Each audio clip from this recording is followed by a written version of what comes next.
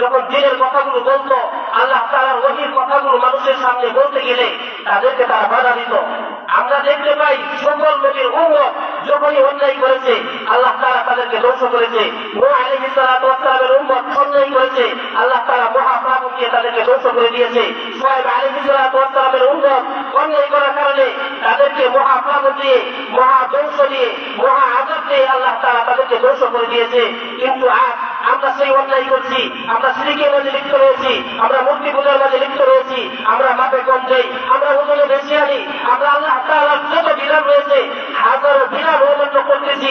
শুধু তাই নয়, সব থেকে নিকৃষ্ট এবং ঘৃণিত কাজ হচ্ছে আজকে মডার্ন পৃথিবীতে, আধুনিক পৃথিবীতে সেই সমকামিতাকে তারা যারা প্রমোট করে, সমকামিতাকে যারা সাপোর্ট করে, এলজিবিটিকে যারা সাপোর্ট করে, এত কিছু সাপোর্ট করতেছে মুহাম্মদুর রাসূলুল্লাহ সাল্লাল্লাহু আলাইহি ওয়াসাল্লামের উম্মত। কিন্তু আগের উম্মত গুনাহ করেছে, গুনাহ করার সাথে সাথে তাকে ধ্বংস করে দিয়েছে।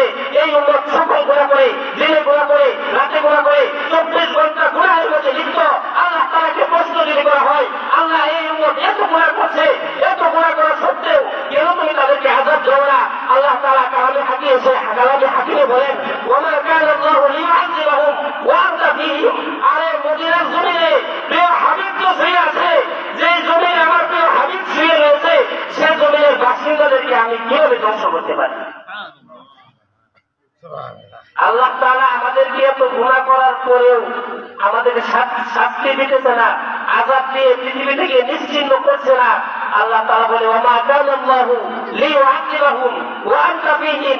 আরে রহমতের নবী তো মদিনার জমিনে আজও শুয়ে আছে, যে জমিনে রাসূল শুয়ে আছে, সে জমিনের বান্দাদেরকে আল্লাহ তাআলা ধ্বংস করতে পারে না।